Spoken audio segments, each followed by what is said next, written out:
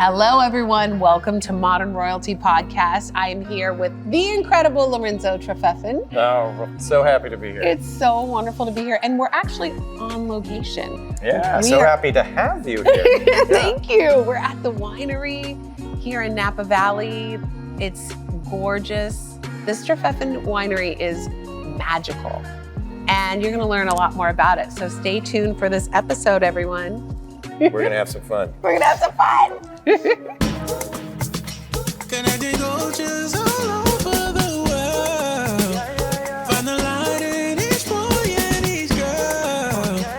Learn about each other's history. It's a privilege to be modern royalty. So I'm excited to be here. It's so beautiful. We got to walk around a little bit and see things. And I got to ask you this question, though, because we were talking before. Yeah.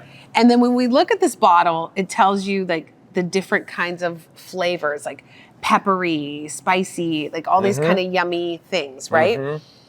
But sometimes the bottle might say it has the essence of blueberries and blackberries and things like that. Yeah. And you told me a funny story that I'd love for you to share again about what somebody asked you. Yeah, one of the sort of cutest questions I ever got. I was describing, I think, our Cabernet and talking about the boysenberry character in it.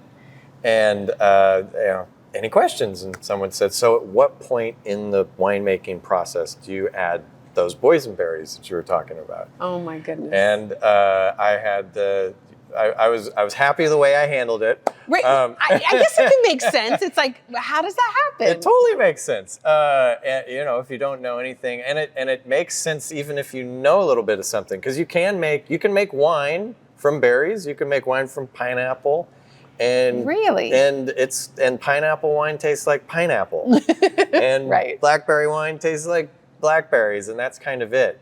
So it really is only with the fermentation of a wine grape that you get this just incredible explosion of chemistry.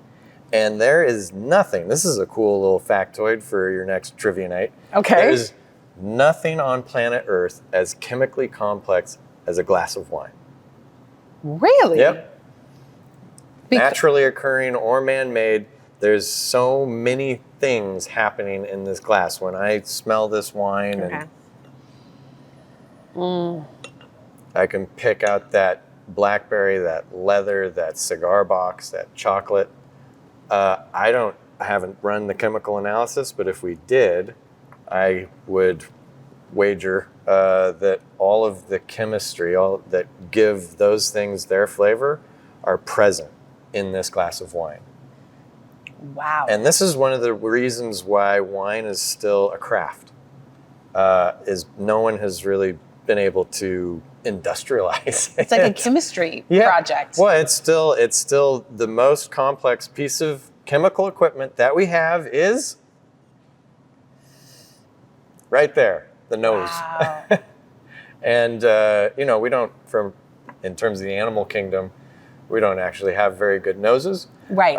But the different things that we are, the thousands of different chemicals that we can smell. And after you train that over many years to understand what's going on, what the flavors in the grapes, how that's going to translate to the flavors in the wine, it takes a lifetime to build that expertise, especially since this is the other thing you have to remember about wine. We get to do this exactly once every year.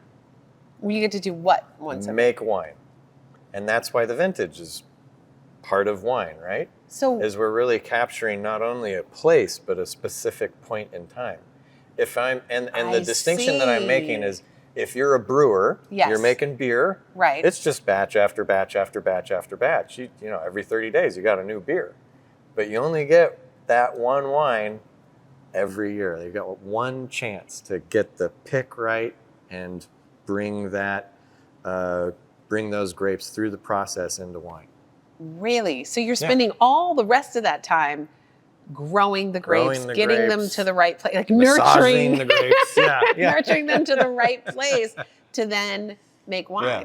And the other thing that's amazing about wine I was talking about sort of our relatively poor sense of smell in the animal kingdom. Right. But even our poor noses can detect the difference between grapes grown on one side of the hill, wine made from grapes grown on one side of the hill, versus wine made from grapes grown on the other side of the hill.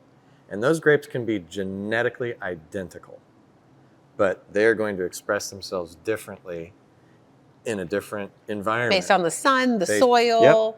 Yep. Yes. And even like- we can tell the difference. I'm just saying, this might be silly, but I'm just thinking about identical twins, right? And growing up in different environments. They're genetically the same, Right.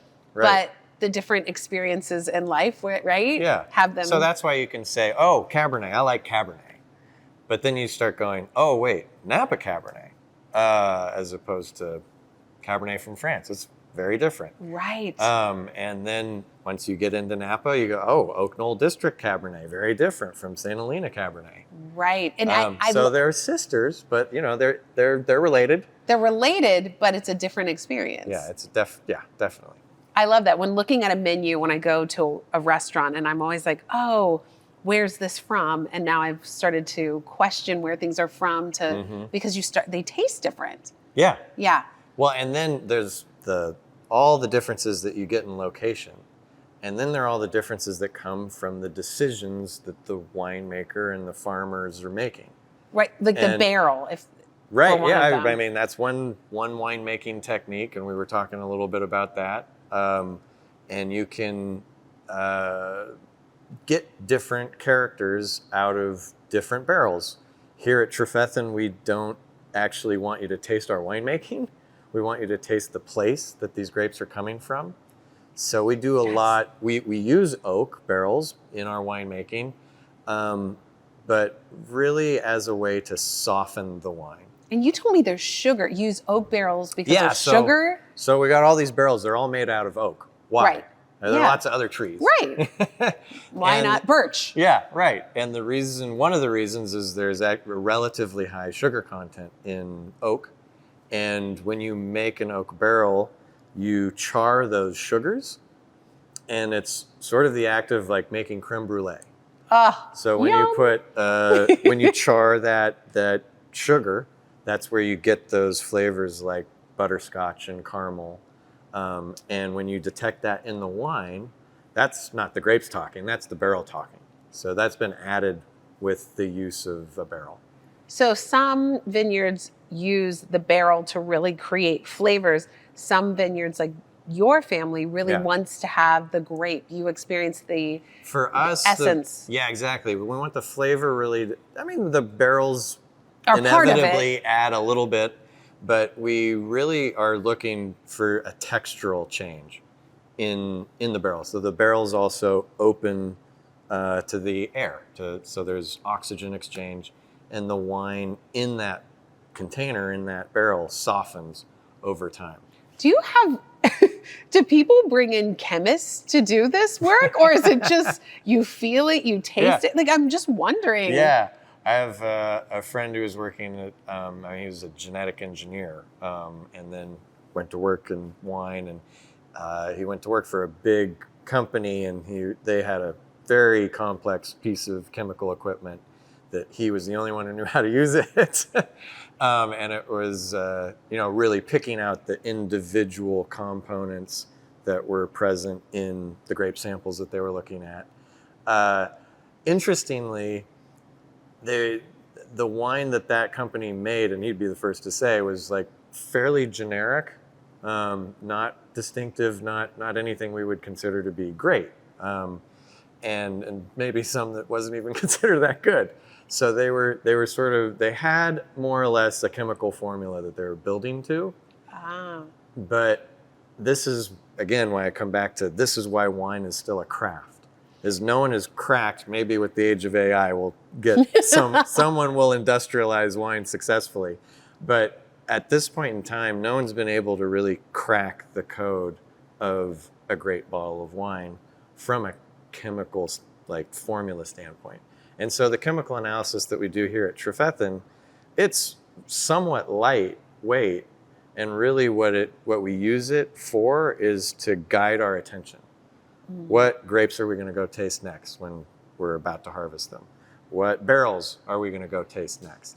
And the chemical analyses will kind of direct our attention, but all the decisions, all the evaluations, they're made the same way, like this. How does one choose, when you said a great wine, what makes a great wine? You know, we can go to the grocery store or a place that sells wine and you see all these different kinds, and some might pay more to be on a higher level. You know, it's overwhelming. How does one find, and people sometimes say, well, if it's priced higher, but not necessarily. How do you find a great wine, and what is considered great? Well, the other thing that we're playing with here is everybody's individual palates, right? Exactly. And everybody has an individual palate. So what I think is great might not be something that you think is great. I have a friend who loves those orange wines from Georgia. I do not. But I can still appreciate sort of the makings of greatness. And when I find that, I'm finding something that really is, it's not only enjoyable, but it's distinctive, it's unique.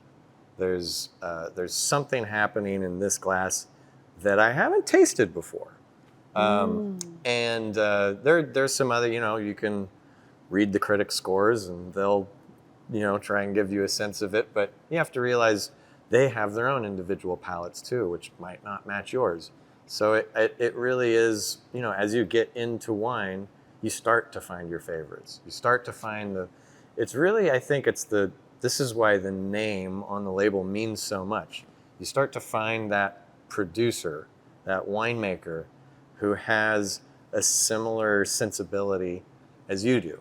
They're making the wine for the most part that they want to drink. And if that matches the wine that you want to drink, then start to follow them, because you're going to start to find what you like. You're going to start to find what you like. But there are those wines, I like to think that we make a few of them that sort of transcend subjectivity. And I like to describe our Chardonnay often as like a real crowd pleaser of a wine. There are people who love Chardonnay and there are people who hate Chardonnay. And both of those people tend to really like our Chardonnay. And this is a Chardonnay that we've talked about that won twice in France. Yeah. And that's an interesting thing. So the people who are judging are they, I never know if I say it correctly, sommelier? Sommelier? That's what I meant. Sommelier. Yeah. Sommelier. Yeah, what he said. So they all have like a certain palate, or used to trying different things. It's so interesting that when we talk about what makes a great wine, it depends what people like, but people win contests. Yeah. And you all have won twice in France, for that matter, which is very competitive and very open to their own wines. Yeah, that was, no one was more surprised by those results than my parents. Right. When they occurred. And it was an astonishing result for not only the French, but for California as well.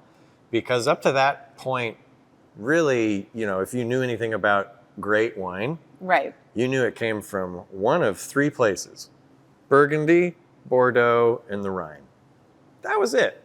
So Napa Valley wasn't on the list. No. And California made wine, but it was in a big jug on the bottom shelf. That was what we were known for. Very good. And it's interesting to think just how small the world of wine was and how big it has become.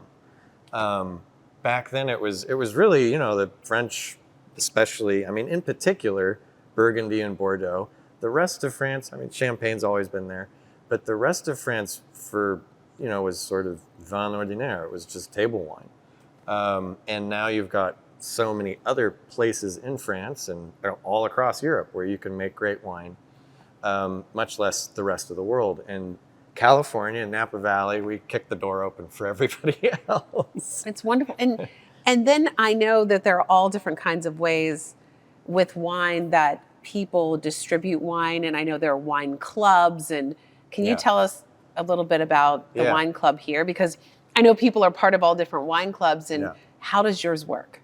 We've had a wine club way before it was cool.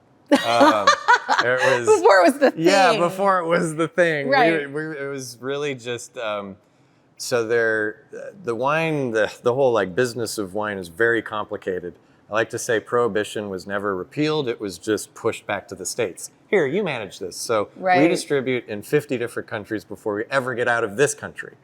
And when you go into distribution, distributors tend to only carry like a couple wines from a producer. And for us, a lot of the beauty of wine is its variety, and we're blessed to be in this particularly incredible place in the Oak Knoll district where we can grow everything from Riesling to Cabernet Sauvignon. That doesn't really happen really anywhere else in the world of wine. And so we built our wine club as a way to really play around in the vineyard and share some of these more unique offerings with people who were interested. That's how it started. And now we've, built up cult followings for our Riesling, for Dragon's Tooth, for our Petit Verdot that we bottle on its own from time to time.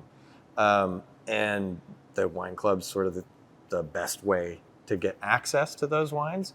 And then into so many different kinds of wine. And so many different The kinds varieties, of wines. maybe, Yeah, the I would variety. say. And I'd say, when people, why join the Trefethen Wine Club? Well, Yes. you've had our wines before and you like them. And you want to see what else we're doing. The wine is really the thing that drives it. And then we do more and more events these days for our club members across the U.S., maybe internationally someday, but U.S. distribution right now. And it really is fun to get people together, both here at the winery and out in their backyard, and have them come together, meet like-minded people who are fans of our wines, and have a great time. We just did one down in Southern California at the Del Mar racetrack. We went to see the ponies run around the track. Yes. And had 100 people come and join us in a skybox, and just had a great time with some amazing wines. And everybody, even the people who lost money, had a great time. They were like, now we have some Yeah. wine, we can relax and chill. Oh, that's wonderful. It's really just about connectivity. Yeah. And again, access to what we're doing here at Trefethen. And one of the things, a lot of people's sort of favorite question to ask me is, what's your favorite wine? And I have to follow up with an annoying question and say, well, what's the weather like? What are we eating? Who am I drinking with?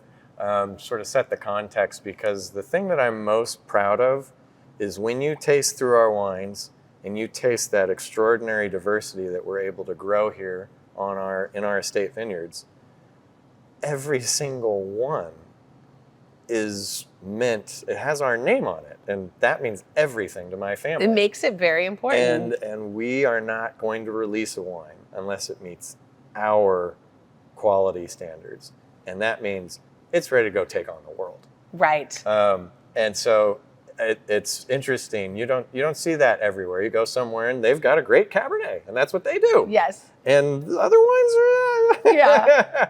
But here at Trefethen, we don't do anything unless we think we can do it as good or better than everybody else. And so I have a question. So let's say I want to get your advice. Yeah. Because people, I think, have these questions like, what wine do I pair with this meal? Mm-hmm. So, for example, if I have a steak with mashed potatoes and broccoli, my guess, well, wait, I'm going to say what I think I would pair, but I want to hear from you first. I mean, you should have the wine that we're having That's right exactly now. what I was going to say. Cabernet Sauvignon, or Halo. Or Halo, absolutely. Yeah. That those sort of fatty cuts of meat are going to pair really well with those bigger red wines. Full, yeah. Yep, those full bodies, those tannins, but they're, I don't know, people get a little too, what's the right word, sort of didactic about what the right wine for the right dish. I mean, it's if you have a great wine, it can. One of the things that we pride ourselves on is making wines that are very food friendly, that can go with a wide variety of foods. There's some Cabernets that you really only want to have a steak with, and ours is going to go great with that steak. It also, for years, was poured by the glass at Le Bernardin in New York City, which is one of the top seafood restaurants in the country. I see. So yeah. we could put it with seafood or Yep. fish. Because I was thinking with seafood or fish, what came up for me was the Chardonnay. Mm-hmm. Like, That's certainly with white fish, sort at of a least. more natural go-to pairing. Yeah. But it can work either way, especially depending on how you spice the dish. And that's where you need someone like Chef Chris to sort of say, all right, this is why I'm gonna put I those- paired it with this wine. One of his favorite pairings here is, I'm talking a lot about Cabernet right now, but he found some wild arugula growing on the property. And it's the spiciest arugula you've ever had. I mean, it really is very, very like black peppery. And he has a little bed of it that he cultivates. And one of his favorite pairings is Cabernet with a piece of lettuce, arugula. And that black pepper spice pairs beautifully with the black pepper in the wine. The flavor that comes Generally out. speaking, you want to sort of go, and sometimes these back labels are maybe not true to what's in the glass, Well, also it's what somebody you in taste, what I marketing got their hands on it, and we try and be, we every time we write it, we taste the wine and compare our results, and so we're trying to be honest and transparent. And so take that and then find foods with those flavors. And if you pair that like with like, then you're probably going to be having a good meal. That is so helpful. I've never known that. Mm-hmm. So if you're having, because I know Chef Chris, is that what you said? Yep. When he made the chicken for us that was kind of spicy, and that paired well with the Riesling, right? That's what we had first. Yeah. And how you can find, okay, if I'm gonna have something spicy, let's read the back of the label and get some ideas, or peppery or sweet. Yeah. Ah, Yep. I didn't know that. That's Yeah. wonderful. Yeah, no, and you can This is also good for go people. like with dislike. You can pair opposites, but that's a whole black magic art. Yeah, and people really have to figure out how that But works. it is, I will say, someone who's skilled in that, like Chef Chris, those are my favorite people to taste wine with, because everybody else who's serious about wine, they smell the wine, they describe the wine. And then people like Chef Chris will smell the wine and they'll describe the dish they're going to make to go with the wine. And that's even more fun. I see. Now, I have a question. Are there also certain people who are great, let's see, is the word connoisseurs of wine, or the people tasters who, are there famous tasters? Like, there are famous people in all different, there are famous painters, there are famous winemakers, are there famous tasters as well? Yeah, so And who are they? it's a talent. Yes. And it's both a talent and a skill. Okay. And it's interestingly, sense of smell is, I believe, evolutionary speaking, the oldest sense. And so it's buried like deep In the close back to of our the brain. brainstem. It's I sort of would ask my dad. primitive. Yeah. He's a neuroanatomist, right? Perfect. Ask about the brain. Like, where's the smell? And then the process of coming up with words to describe that experience that you're having, those sensations that you're experiencing, is very much like a left brain exercise. And those two brain areas usually don't talk to one another. Right. So you have to build that connectivity, and that's sort of the learning process of describing wine. I feel like some people do have a leg up, though. Is there somebody And that I've met a couple. Yeah. One is Ron Wiegand, who was the first person in the world to achieve both his Master Sommelier and Master of Wine degree. Wow. Those are two different tracks, and I think 5 other crazy people have done it since him. But it's a really select group. And yeah, Ron as I've tasted with him a few times, and he describes a wine and you're like, yep, you nailed it. Like, that's exactly. Sometimes you're like, okay, I think I can get that. But he knows it. But like, he describes it and you're like, That's it. He also has a crazy like photographic memory. Oh, those people. I'm so jealous. Wine. He remembers with extraordinary precision every wine that he's ever tasted. What? Yeah, which is, I don't have that skill. That's unbelievable. Well, clearly he wasn't drinking too much because he didn't get drunk or anything. So he remembers all, no. But that's extraordinary. Yeah. Yeah, so it's definitely a lot of different skills that go into this. But, you know, humans are freakish people and yeah. Everybody's got their talents. That's so interesting. Yeah.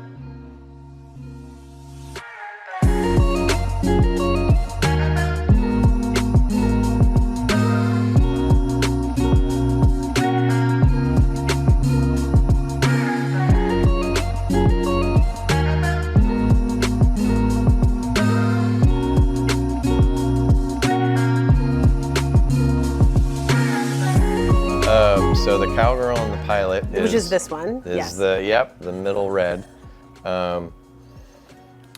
Was my revenge for Halo. So mom really named Halo after Haley and me. And so this Halo came before. Halo was the first of our legacy wines. Yep. And Katie's Acre is actually the most recent. But the Cowgirl and the Pilot was, I knew we were making this wine and I knew what we were going to call it before we ever made it. And this was going to be the wine that I used to honor my parents. And in addition to, you know, building a winery and raising a family and like basically constructing a large portion of the American fine wine industry along the way. Because it didn't exist when we started. There were like 20 wineries in Napa when we got started. Their fine wine didn't come from California. And they did all these amazing things, really building the foundations of the Napa Valley, the wine industry. And one of those was the Napa Valley cooking class. So in the early years, you know, there were more orchards than vineyards in the Napa Valley. There were very few wineries. There were no good restaurants. Zero. Really? Yeah. Yeah, which is, I mean, a lot has changed. When you have wine, you want to have some good food to go with it. Exactly. As my mother says, you know, wine awakens the palate. And all of a sudden you're looking for something to go with it. And this was, you know, very early days in terms of the only person on television cooking was Julia Child. Right. And it was, and that was the first time that Americans were exposed to like European French cuisine and preparation techniques and the rituals around that. And we got, or I say it like I was around, but my mother and my grandmother joined this little organization called the Napa Valley Cooking Class because we understood even then wine in the context of food. But there was no food. There was lots of great produce out in the garden, but no one was preparing it. And so they got together with a couple other ladies in the valley and started to teach themselves to entertain. And so the Napa Valley cooking class, which sounds very formal, wasn't. It was just ladies hanging out, having some wine. Mostly ladies hanging out, and they'd, you know, 1 month they'd go to someone's kitchen and they'd teach them a recipe that they'd learned, and then the next month they'd go to someone else's kitchen and taste them on, you know, teach them something they'd learned, and everyone would crowd into their little kitchen and they'd prep together and then they'd eat after they cooked. And they'd have their wines with them because it was, you know, it was Trefethen, it was the Davies up at Schramsberg. There's one of the early recipes from the cooking class is Jamie Davies, who started Schramsberg with, and she taught everyone how to make a souffle. And that was like the big thing was, you know, whisking the eggs in a copper pot, which is a big thing actually. And we became our turn to host. Yes. And we just built this little building over there that my grandmother named the Valletta. Everything has a name here at Trefethen. And we'll go in there later. It's probably the first open kitchen anybody had ever seen sort of reconfigured the layout for the cooking class. Oh, wow. And everyone had such a great time. They said, hey, can we do the next one here? And we said, sure. And for the next 21 years, 21 years? we hosted the Napa Valley cooking class in this little place right here. And it became really one of the epicenters of what emerged as California cuisine.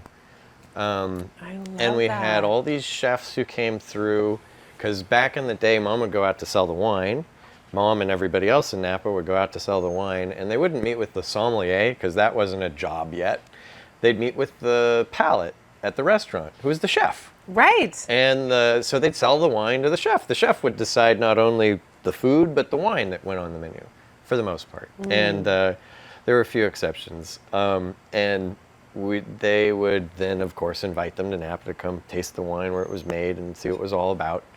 And while they were here, they'd do a little bait and switch, and they'd get them to do a cooking class for all their love that. friends. And so this was way before the Food Network, but they, Oh, wow. Wolfgang Puck, Came here? Charlie Trotter, Michael Chiarello, Thomas Keller, of course, Wow. who still grows a lot of his vegetables for his restaurants on our property. Cindy Paulson, Jeremiah Tower, I think Alice Waters also came. So many great chefs, Donna Scala, came by, and this is before they were anybody, so we could get them. And they, Haley and I grew up on stools on the edge of the counter, sort of watching these chefs teach everybody how to cook. I love And that created the food landscape that Napa now rightly is so famous for. And sort of paved the way for the Culinary Institute of America to set up its first property outside of New York here in the valley. Really? Yeah. They've Wow. got 2 locations now in Napa, Greystone and Copia. And it's, the Napa Valley cooking class outgrew our little space. But you all were the genesis of it. Yeah. That's one of the reasons why I wanted to interview you, your family, because of the, modern royalty. You are royalty in this wine business, and royalty has many meanings. And I think you all have worked hard to create what you have as a family, and what you have created in the community, helping with food, going out into the world. I mean, it's pretty special. Cooking classes and Yeah. Yeah. Well, that's very kind of you to say. I guess, my family, this is sort of, you say royalty, and I'm sort of like, I wear jeans. And royalty can wear jeans. Exactly. Yeah. But it's important to us to be approachable. Yeah. And there's something sort of, I know I've had the pleasure of meeting some royals who are very approachable people, but there is sort of this connotation of aloofness and sort of unapproachability. Or like they're not available. Yeah. And it's for us. There are examples in the wine industry of people who cultivate that persona, and that's not what we want to be. We want to be wine, yes, that deserves the pedestal, but it's on the table. It's meant to be here. And it's meant to be It's for meant everybody. to be shared. It's meant to be for everybody. And the Cowgirl and the Pilot was my opportunity to really sort of, create something special in return. My mother is, I mentioned they were, building the winery, building the American fine wine industry, raising a family. Throughout that entire time, they stayed true to their other passions. In the case of my mother, it was riding her riding. horses competitively. Yep. Yeah. She's a competitive cowgirl. She spends half her time in Texas, it seems like these days, competing in a sport called cutting, which maybe you've seen on Yellowstone. Wait, she's competing? Yeah. Oh my gosh, that's Yeah. extraordinary. And I like to describe the sport of cutting as the largest sport you've never heard of. I've never heard of that. They have their own Triple Crown, all in Fort Worth, Crown. Texas. Yep, there you go. And they these shows last for weeks. They involve thousands of competitors, and the winners walk away millionaires. It's serious money. Okay, I'm in the wrong profession. Yeah. And There she is. And there she is. Oh my We were gosh, just we're talking about her. you and you show up. Ta-da! The cowgirl, the queen has arrived. Can I give you a hug? You are the queen. You're Oh, the princess. it's so good to me. And, while That's Mom the was cowgirl riding and the horses, this is the pilot who used to land his plane on the driveway. The pilot with the cool outfit on. There we go. Right there if you want me. Yeah. Hi, it's so good to meet you. So, how did the well, I do know a bit already about the cowboy and the pilot because the cowgirl and the pilot. Get it straight. I know you're the girl who's always doing yes. I heard about ma'am. the wine. It's the cowgirl. in the Who makes pilot. up the names for all of the different wines that you have? All of that changes. I think Mom led our marketing. She was our only salesperson and head marketer forever. But this Cowgirl and Pilot was a little bit different. That was a wine that Lorenzo and I made for our parents. Secretly. And it was really easy. The name, it was so easy. The name was the first thing that came. Sometimes the wine comes first, and then, or like an idea for a label or something like that. They all start a little differently. But this one, the name came first, and it was very easy. Can I say something? Please. Because I think it's really important in Yes. today's world. In that over the years we have seen the definition of a winery change. Say more about that. So when we started, it was naturally understood that you were out there, you're farming, you have your grapevines, you make your wine.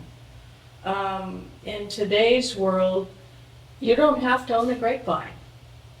You could go and buy bulk wine, have somebody bottle it for you, put your label on it, and then you can say, I've got a winery. And so the definition today, I think it's really important. We take a great deal of pride in the fact that we are all estate. We grow all of our own grapes, and we've done that since starting in 1973.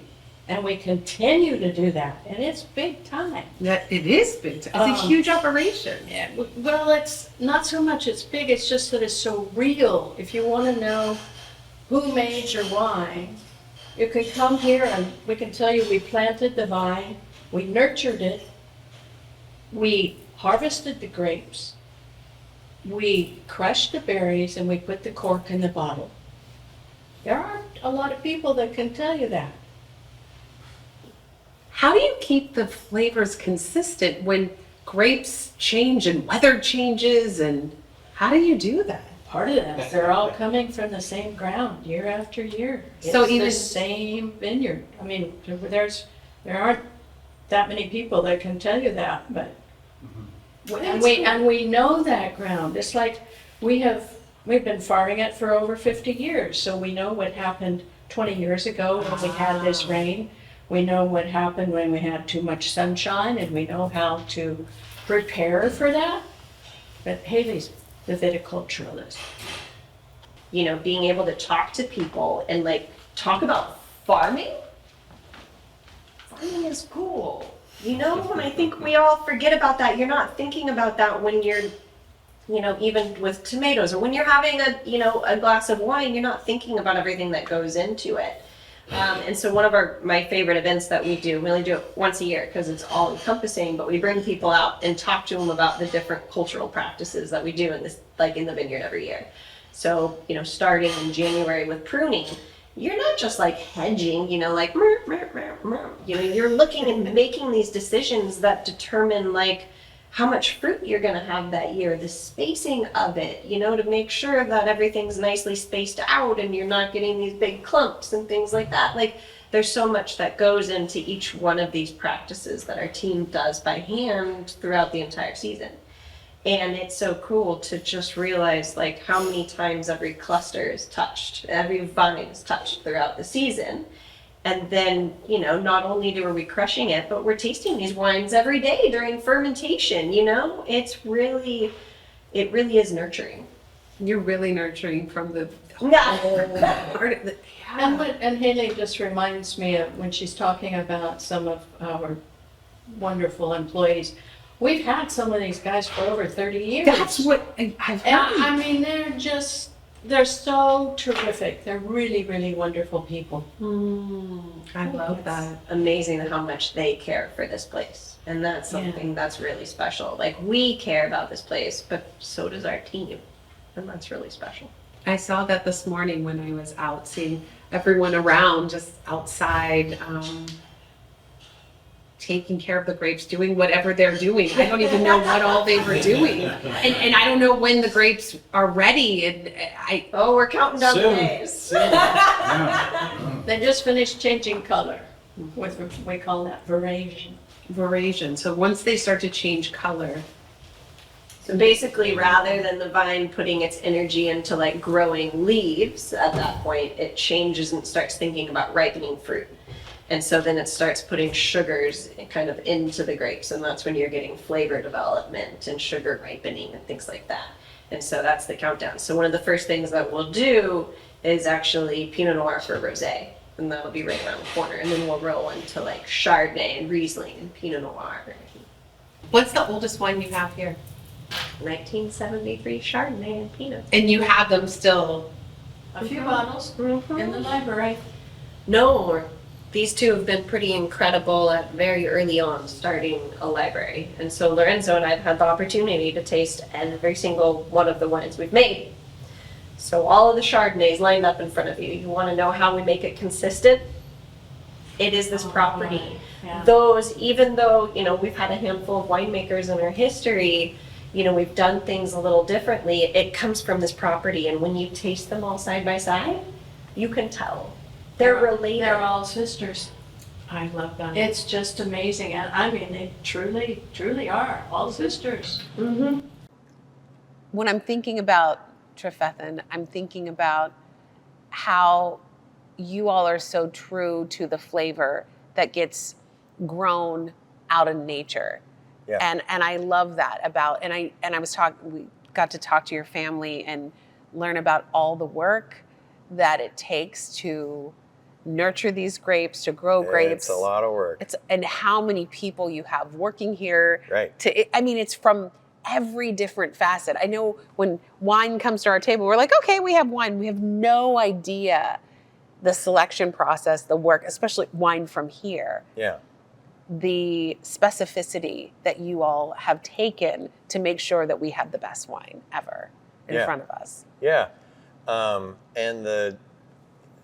Every aspect of the winemaking process is something that we're trying to improve on every year. And the way that we can do that is by holding as many things constant as possible. And the key to that is that we're doing it in the same place year after year after year. So great wines, coming back to that theme, tend to develop over time. And that's why multi-generational families are often the wineries who kind of do it the best. Because they've had a lot of practice. Because they've had a lot of practice. And not only have they had a lot of practice making wine, but they've had a lot of practice making wine from those grapes, from that place, grown in, the weather's different every year, but all of those vintages will rhyme with one another. When you sit down and you taste all the Trefethen Chardonnays that we've ever made, all the Trefethen Cabernets that we've ever made, they have their vintage variations, but they're from the same place. They echo one another. I love that. I think Yeah. I think I was visualizing a chorus. They all rhyme. They have Totally. their melodies and harmonies, and they create that choir and sound. there's some that are more talented than others. Right? Some of the wines are like, yeah. You're like, okay, that's our front man. We'll and take push that guy him over and here. yeah. This guy who's smoking a cigar. His throat's a little scratchy. We don't want that one. Yeah, okay. I don't know. love It sounds like the music I like. Okay, maybe we do want that wine. That's so great. That's so great. And this is a random question as we close out here. I'm wondering, is there anything that you've done in your life at this point that you never expected you would do or that would happen? Oh man, every day is a surprise. That's what keeps the wine business interesting. Yeah. I mean, there's some fun drinking stories, of course.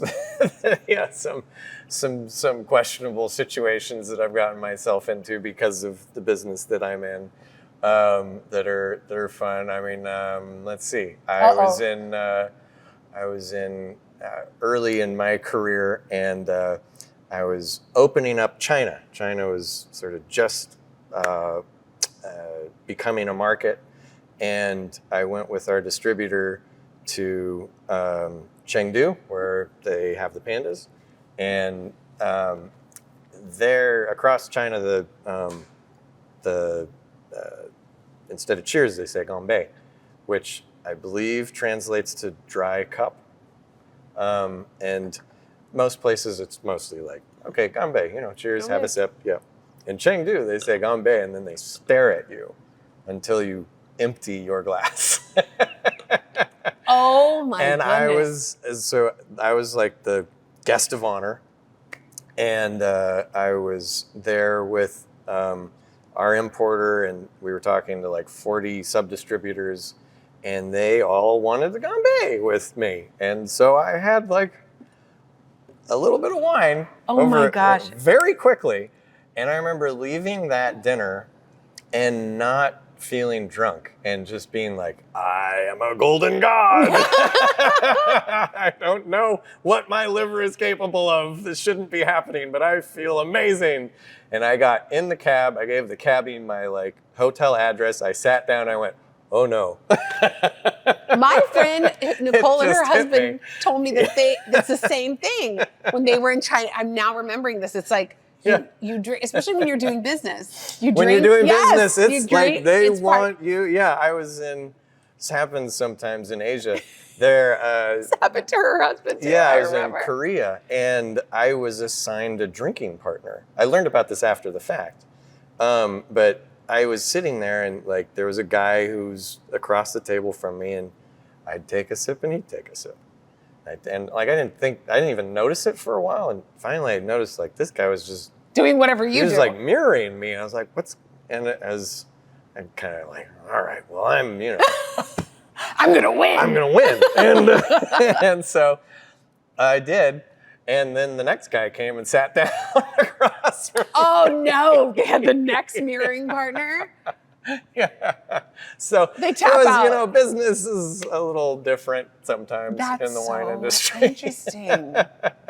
I love Or it. maybe that's just business, and at the time that I was doing business there, Right. it was there was very much like, all right, this is how we tell if you're real. Yes.